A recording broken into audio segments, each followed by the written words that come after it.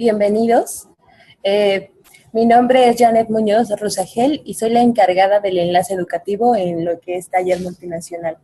Estoy representando a Fernanda Mejía, que es la directora general de Taller Multinacional, y les damos la más cordial bienvenida a la charla del día de hoy, que tiene el título El canto de las sirenas, una aproximación al mundo de las imágenes y su poder poético y mítico, impartido por Antti Cosma.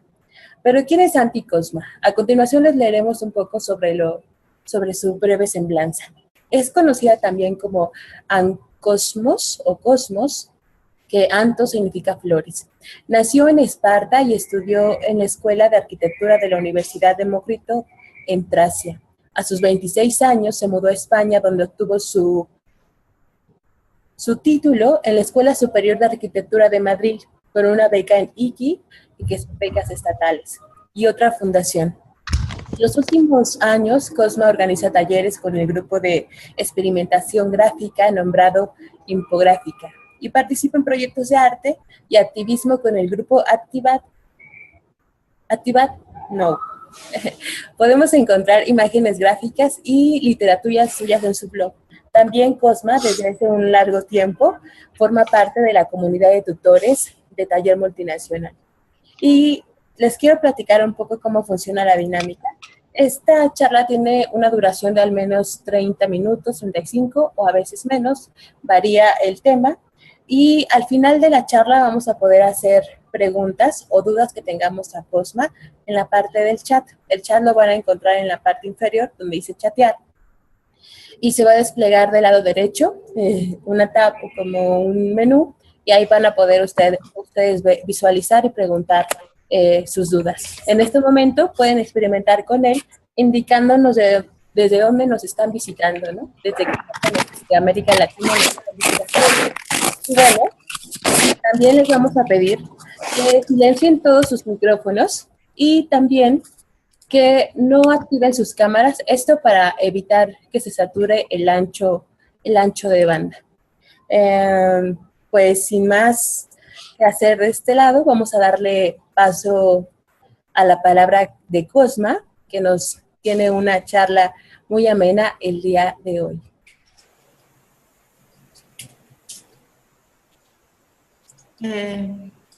Quiero daros la bienvenida, las gracias por estar aquí y seguir esta charla. Esta media hora espero ser no convencional sobre el mundo de las imágenes. Ya han hablado un poco de mí.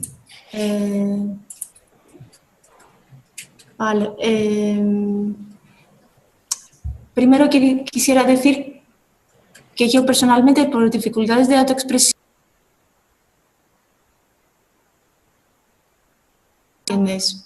y ellas se convirtieron en mi refugio, un lugar seguro, un código secreto donde pudiera confesar mis preocupaciones o mis traumas. El refugio se convirtió en casa, en pasión, luego en oficio, más tarde en investigación, y por este camino de estudios y enseñanza me crucé con el aula virtual del Taller Multinacional y estoy aquí en mi segundo año como tutora del taller. No sé qué es lo que queréis, mejor ver a mí o ver la presentación, entonces lo voy a ir mezclando. En esta pequeña narración, que es una especie de collage sobre una experiencia personal que se transformó en experimentación artística, tanto práctica como teórica, voy a utilizar la metáfora mitológica de las sirenas. Intentaré una aproximación al mundo de las imágenes y a su poder poético y mítico, y haré esto desde 4 puntos de vista. No sé si para eso. 4 aspectos. Primero, se presentará contra su aspecto visual, lo que las imágenes representan, una aproximación que tanto se cultiva en nuestra época. Luego se intentará eliminar de la narración el lado representativo visual de las imágenes, revelando otros sentidos. Como tercero, las imágenes se presentarán como un lenguaje distinto y silencioso. Y como último, también como un habla corporal, donde las imágenes se asocian con un cuerpo, un sujeto, que mediante las imágenes envía señales indefinidas o ambiguas relacionadas con nuestro lado más salvaje, aquel lado que normalmente no se habla, o que a menudo por las circunstancias permanece callado en el mutismo. Cerrando esta pequeña introducción, diría que se intentará presentar el poder poético y mítico de las imágenes y, sobre todo, yo quisiera dar un paso al sujeto que se evade en el mundo de las imágenes o que encuentra en ellas el medio para conectar y conectarse consigo mismo y con los demás. Aquellos entes que, trazando, dibujando, fotografiando imágenes, consigue sentir y sentirse en su lado poético, su parte sentimental y sensible, un lado a menudo tan despreciado y excluido de nuestras sociedades que, como todos sabéis, apoyan la rentabilidad, la productividad, la eficacia, la razón, ¿vale? Un capitalismo extremo. Entonces, mi experiencia empieza de una experiencia de mutismo y parte de esta aproximación al mundo de las imágenes mediante el mito de las sirenas, esta parte fue la traducción de mi tesis y ha nacido a partir de la experiencia de mutismo que experimenté durante un periodo que no fue considerado ni corto ni largo y donde la ausencia de las palabras adecuadas o suficientes me han conducido a una especie de mudez. En mi caso, la experiencia de mutismo, de permanecer callada y estar a la escucha, es de alguna manera parecida a la del protagonista kafkiano de la Metamorfosis, un ser que no se atrevió a alzar la voz tan alto simplemente porque ya no se entendía sus palabras. Esta experiencia ocurrió estando en un país extranjero, concretamente en España, hace casi 10 años. Más radical, definitiva, es la reducción al silencio por falta de lengua. Es como una exclusión del mundo impuesta a personas desplazadas o emigradas que desconocen la lengua de la sociedad donde se encuentran. Y esta situación de radical de reducción al silencio por falta de lengua, donde a medida que disminuye el prestigio, aumenta el silencio, la disminución del lenguaje fue la que ha posibilitado aumentar el silencio y con ello otro tipo de experiencias interiores, posibilidades y modos de habla basados en otros sentidos. En mi caso, la situación de estar a la escucha ha dado lugar a otros sonidos y tipos de habla del cuerpo, obviamente lo de las imágenes. Pues voy a saludar, no sé, creo que ha venido más gente. Entonces, en esa situación de silencio, entre varios autores, Susan Sontag dice que tal como ha insistido Keats, no existe esto que llamamos silencio. Siempre ocurre algo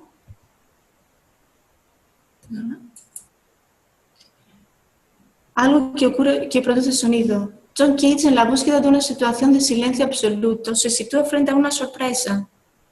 Él, como todos sabéis, se encerró en una caja sin sonido y de repente empezó a oír su voz, ¿no? Entonces dice que siempre ocurre algo que producimos sonido, sino que siempre hay alguien aquí con nosotros, alguien que muchas veces ignoramos, pero que sin embargo no para de producir sonidos y tener una vida propia. Por más que olvidemos, existe, somos parte de un cuerpo, de nuestro cuerpo, material, inmaterial, extenso, hablante, pensante, soñante, imaginante, que siente. Para hacer referencia a algunos de los 58 sentidos del cuerpo, que encuentra Jean-Luc Nancy, quien nos dice que el cuerpo es ante todo un cuerpo extraño, que no para de sentir y de sorprendernos. En situaciones como esta de retirada del lenguaje, el silencio se convierte en el protagonista. Es cuando se presta más atención a otros sentidos, menos relacionados con el lenguaje, la voz. Y se busca establecer una habla buscando otro modo de comunicar y relacionarse con el mundo. Por eso, la retirada o bloqueo de un sentido se usan a menudo como estrategias para el establecimiento de procesos creativos. Esta es una imagen de una alumna en el primer taller, en el taller multinacional. Y en esta experiencia personal de mudez, donde el lenguaje cesa por obligación, por falta de oyentes, fue cuando el cuerpo, mi cuerpo, reaccionó con un distinto modo de sentir, con una habla distinta, generando figuras que se organizaban en consonancia con otras, sin propósitos claros, pero con aparente intencionalidad en la comunicación de esos otros. Y sobre este lenguaje silencioso y distinto, hay una cita que me gusta mucho, que dice que es también de Nancy y nombra este intercambio de imágenes como un comercio. Dice, ese comercio, esa comunicación, ese compartir, es lo que hace la imagen, es lo que me conduce a ella al mismo tiempo que ella penetra en mí. En ese hundimiento, alejamiento y aproximación a la vez, extraña en la intimidad, resuena el tono de la imagen, su timbre, su murmullo, su ruido de fondo, su atractivo para un lenguaje que estaría destinado a permanecer como sueño del lenguaje, donde el sentido sería dado por la continuidad y la sustituibilidad indefinida de formas y de zonas de la imagen, por el juego de las cuales ella entra en resonancia consigo.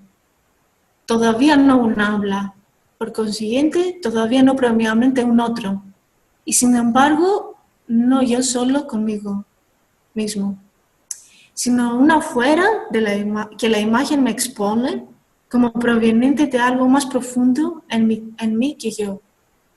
Y ese afuera suspende hasta lo continuo del lenguaje, lo ritma, lo escanda. Me callo, a semejanza y bajo la presión de la imagen. Me atrae en el ritmo que ella impone el sentido, contándolo y abriéndolo de nuevo. A su manera, ella habla así.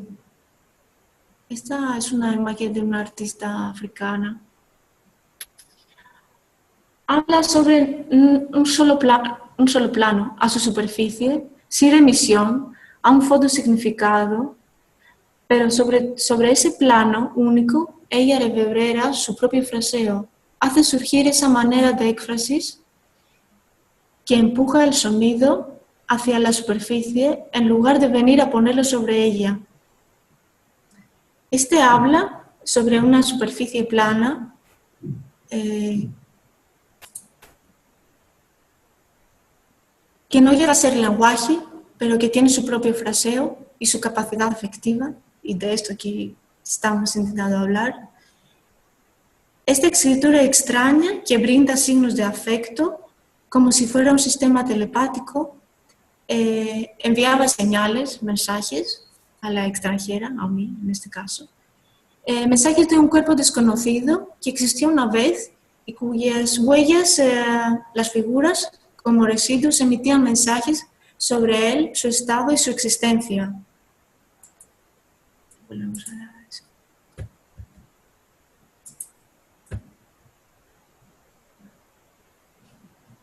Las imágenes trazadas, los dibujos no se representan como entidades autónomas, sino siempre como residuos en relación a su proceso de aparecer. Por lo tanto, las imágenes se presentan como mediadoras, mensajeros que dan pie, abren la posibilidad de encontrar aquel cuerpo que busca comunicar y comunicarse trazando. Las figuras trazadas, en el primer encuentro parece que eran capaces de formar parte de un diálogo entre remitente e interlocutores de mensajes no verbales y sin fonemas de un habla que no se presuponía ningún conocimiento verbal, gramatical o sintáctico. Y por ahí existen un montón de proyectos donde las imágenes medían entre inmigrantes, ¿no? Las figuras gráficas enviaban mensajes, llamaban, invitaban a una comunicación que se sentía de manera distinta, familiar y extraña a la vez. Perdón. La educación es una modalidad sensorial que consiste en volver discreto lo que ha sido continuo a quienes no poseen claves para comprender su sentido, en declinar lo que se presentaba en un primer abordaje como lleno de innumerables diferencias. En esta búsqueda de describir la experiencia en mi caso era de dibujar, del régimen representativo y la partición de las artes, como la escritura de un pathos, de un sentir más homogéneo, y la estésis de un trazado que explora mediante la ficción. Y esta postura sobre el arte como algo más unido que el reparto, fue una referencia del libro de Jacques Rancière, El reparto de lo sensible, a que se refiere, que es una indicación. Al margen de este reparto de las artes, el dibujar se presenta como arte en sí, parte de un pensamiento que ha vuelto extranjero en sí mismo y a veces lejos del sentir o de lo que la palabra estética en su origen transmite, estesis, sentir. La importancia del cuerpo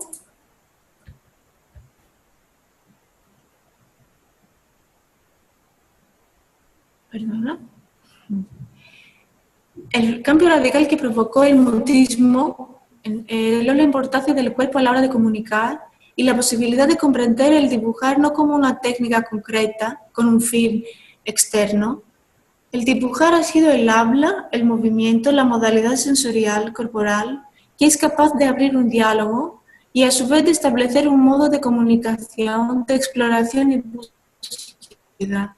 Al exagero, hundido en el mutismo, las especies, las gráficas, se parecieron como llamadas figuras que encantan e invitan a un territorio conocido y desconocido a la vez, territorio de un habla de resonancias que no se basa en fonemas y melodías de cierta familia musical y tampoco obedecen a un significado concreto y determinado, ni se trata de grafías de caracteres fácilmente reconocidos, que formen conjuntos de signos verbales.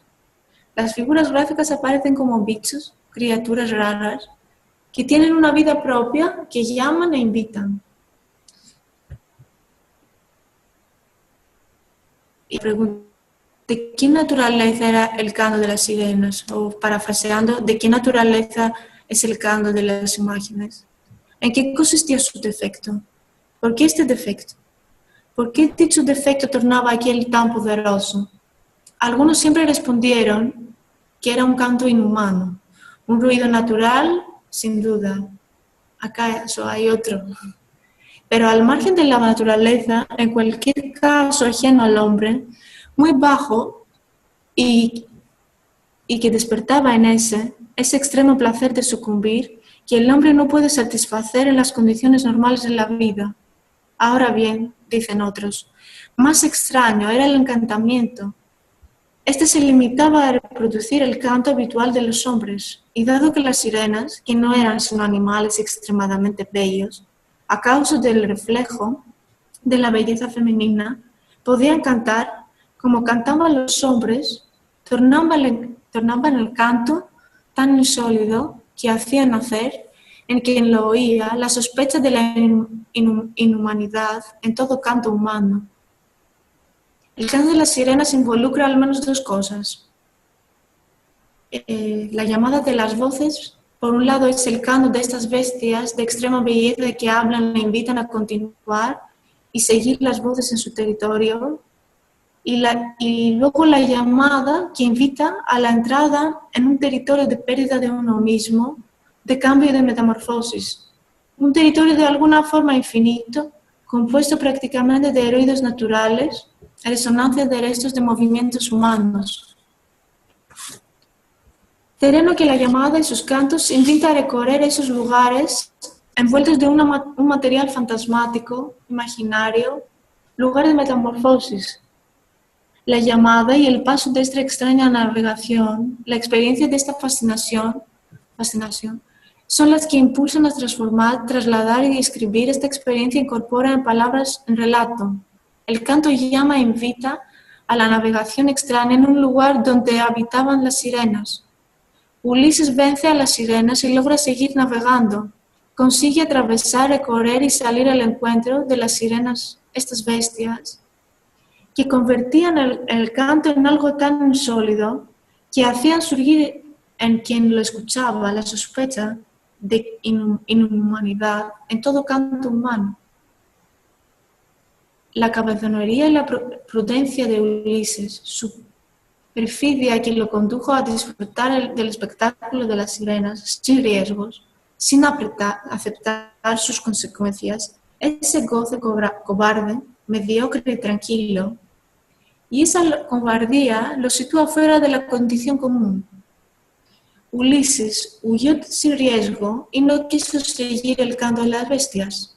Aunque era capaz de escuchar y comunicarse con las sirenas, no se dejó llevar por el canto en una navegación extraña. Sin embargo, las sirenas han conseguido condenar a Ulises con un canto de otra manera. Ellos lo trajeron ahí donde él no quería sucumbir, y escondidos en el corazón de la Odisea, convertida en su tumba, lo implicaron a él y a otros muchos en esa navegación afortunada. Desafortunada, que es la del relato, el canto ya no inmediato, sino contado, y que por ende aparentemente se ha vuelto inofensivo, oda contenida en episodio. Así que él volvió y describió su experiencia. El relato fue lo que dejó a Ulises, condenado para siempre con las sirenas, con su canto y su atracción. El relato trata de obra épica, epos, transformó el nombre de Ulises haciendo de su historia una narración. Y esta introducción, esta pequeña charla, no es más sino una historia, la historia de quien vuelve de un viaje, y quisiera hablar tanto del viaje, de las imágenes, de estos entes sirenas de habla distinta, como del valor de volver y narrar este viaje, y desde ahí en el curso como el curso que organizó en el taller multinacional, el escribir sobre la experiencia del dibujar y del cuerpo en el aparecer de las imágenes. Y esto fue lo que quisiera un poco contaros, y si tenéis más preguntas para abrir un diálogo y reflexionar más sobre las imágenes.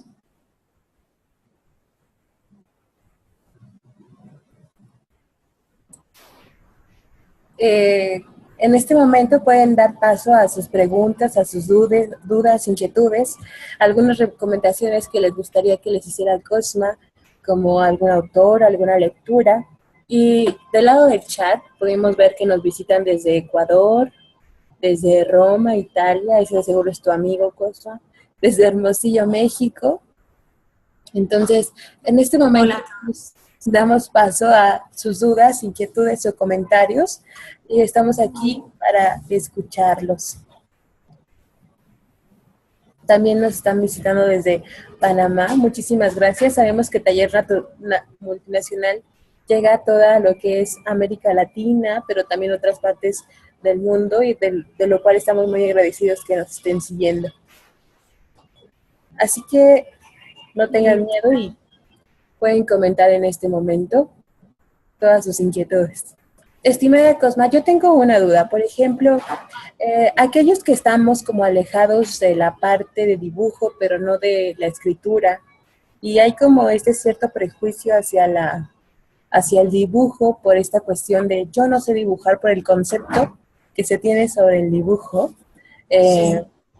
¿Tú qué puedes comentar acerca de esa visión y de ese sentir?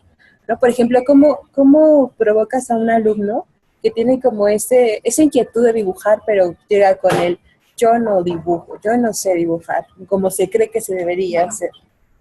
Sí, yo creo que todos no crecimos con esta educación de el dibujo bueno, el malo, lo que parece, pero vale, muchos mitos de la educación caen y obviamente esta no es una manera de aprender a trazar.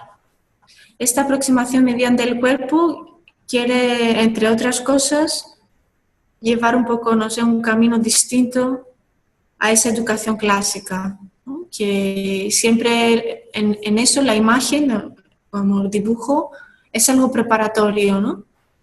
Entonces aquí, al menos en el taller multinacional y otros talleres que estoy haciendo, utilizamos la improvisación, como se hace en teatro, en la escritura creativa, para desencadenar los movimientos gestuales. Y ahí la gente se suelta sin saber porque, claro, todos hemos sido niños.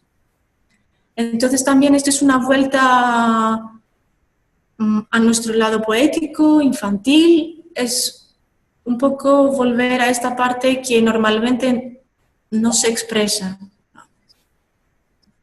por las condiciones sociales más y culturales en muchos casos, ¿no? Sí, justamente ayer estábamos platicando aquí en Taller Multinacional sobre, bueno, yo les hice un comentario sobre este Jean-Luc Nancy porque me gusta mucho, por ejemplo, lo que tú acabas de citar, ¿no? Los 58 índices sobre el cuerpo, que creo que es una teoría bastante bella, pero todavía está ese paradigma de llevarlo a la práctica. Y él decía que el arte sobrevive porque resignifica. Entonces, es como ese proceso, ¿no? Como de resignificar lo que, lo que creemos. Sí, incluso Nancy en uno de sus últimos libros habla de eso, ¿no? De cómo el arte busca dar sentido donde los demás no lo ven. Es como que esta es la tarea del artista, que incluso hoy en día es un deber más, ¿no? Hacer ver lo que... Y en este caso, en este laboratorio, que es un proceso que uno trabaja consigo mismo y sus procesos proyectuales, creativos, efectivamente es dar sentido a cosas que a veces nos pasan, las hacemos y las despreciamos, pero en un taller viene el compañero a decirte, oye, esto puede ser algo... Entonces, a ver, hay una pregunta. ¿Puede, por favor, daros esta referencia bibliográfica de la que están hablando? Claro. Luego, si queréis, me vais a dar un minuto. Tengo en el blog una bibliografía, un mapa. El libro, os puedo pasar la presentación directamente. Un momento, si queréis. Y en la presentación aparece, creo que aparece el libro de Nancy, lo del... y lo de Rancière, y luego el resto lo podéis encontrar en mi tesis que está publicada, está libre. Así, la dirección es imprográfica, lo pongo.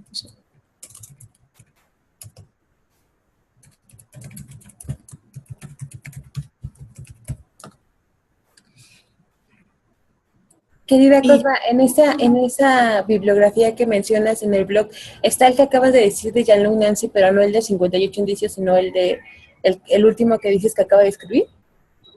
Es el arte hoy, creo, si no me equivoco. El arte hoy, sí. Sí, es del año pasado, si no me equivoco. Si tienen más dudas o comentarios, estamos para escucharlos. Aquí también nos acaban de escribir que nos están visitando o nos estamos... Creo que no he comentado, lo dijiste tú, pero igual hay gente que lo ha perdido, que yo os hablo desde Grecia. Por eso también esta parte de los mitos y Ulises. Y este mito me gustó porque al final le llama cobarde a Ulises, ¿no? Y como al final, después de la acción o de la aventura, hace falta un distanciamiento para poder describir y ver qué está pasando, de qué pasos me he cruzado. Y esto es el paso que da conciencia y para un artista que busca sus procesos creativos y subir niveles, a mí me parece fundamental. Entonces, tiene esta parte simbólica el mito, como quise presentarlo. Muy bien, pues vamos a ir dando por terminada esta charla. Si tienen más dudas o comentarios, bueno, pueden visitar nuestra página de internet donde están los datos de la querida Cosma, o nos pueden escribir por correo electrónico para cualquier duda y nosotros se la hacemos llegar a Cosma. Y ella, si le place, se las contestará y se las hará llegar. Bueno, mira, aquí antes Hay una, muy bien, a ver. tenemos unas dudas que dice, hablaste un poco sobre el arte en educación. Al menos en mi país, la educación artística, al menos en mi país, la educación artística, ¿cuáles son algunas estrategias para ayudar esto? Imagino que en la educación básica. Básica, vale. Yo no soy experta en la educación básica, pero a mí el cambio, o comprendí la diferencia cuando encontré una educación que estaba abierta y desmitificaba respecto al dibujo en concreto las reglas de la representación. Y porque esta cosa de repente todos los alumnos eran igual de capaces, tenían una capacidad similar. No había otro que tenía más talento que el otro, porque todos sabían hacer un trazado aleatorio. Entonces el asunto ya era cómo actúa cada alumno.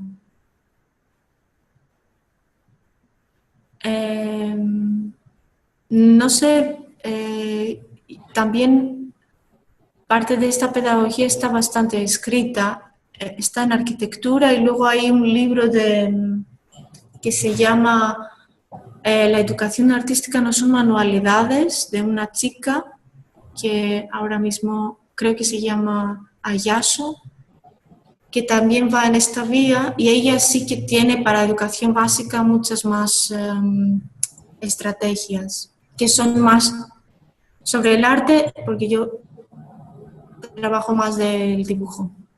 No sé, espero que... Muy bien. Bueno, nos preguntan que si queda grabado. Sí, sí queda grabado. Y también saludos a Luceli hasta Panamá. Vamos a ir dando por concluida esta charla. Bueno, aquí estamos leyendo sus agradecimientos. Y bueno, muchas gracias, querida Cosma. ¿En dónde andas? ¿En Grecia o en España? Gracias a vosotros por estar aquí.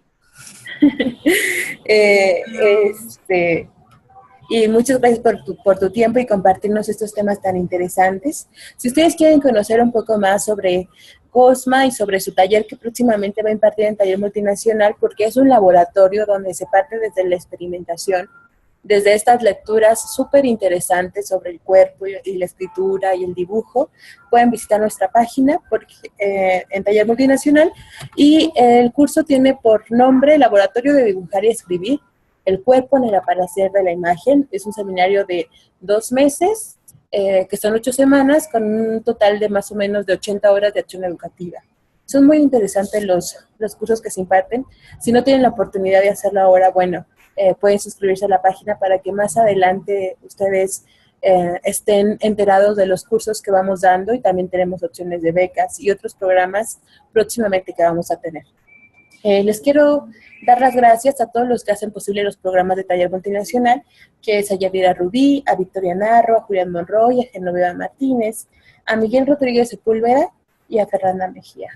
A nombre de Taller Multinacional, les damos las gracias por ser parte de este proyecto, que poco a poco va generando una comunidad muy interesante alrededor de todo el mundo. Y antes de irme, me gustaría leerles un pedacito de lo que mencionó Cosma sobre Jean-Luc, y es uno de los indicios, es el indicio 31, que se llama cuerpo cósmico. Y creo que va muy de acuerdo a la charla que hemos tenido el día de hoy, porque estamos conectados. Dice: cuerpo cósmico, palmo a palmo, mi cuerpo toca todo, mis nalgas a mi silla, mis dedos al teclado, la silla y el teclado la mesa el piso a los cimientos a la magna central de la Tierra, a los desplazamientos de las placas tectónicas. Si parto en el otro sentido, por la atmósfera, llego a las galaxias y finalmente a los límites, fronteras del universo. Cuerpo místico, sustancial, universal y marioneta, tironeada por mis hilos. Pues les damos las gracias a todos aquí por acompañarnos y que tengan un excelente día o tarde, depende de dónde estén. Nos vemos muy pronto. Hasta luego. Os voy a dejar también un enlace de una publicación que es una parte del año pasado que hicimos cosas. Y muchas gracias, mi amor.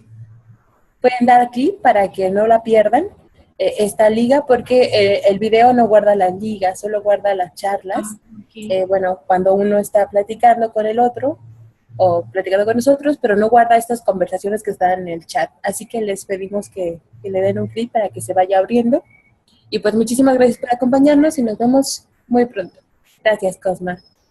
Hasta luego, Janet. Hasta luego a todos.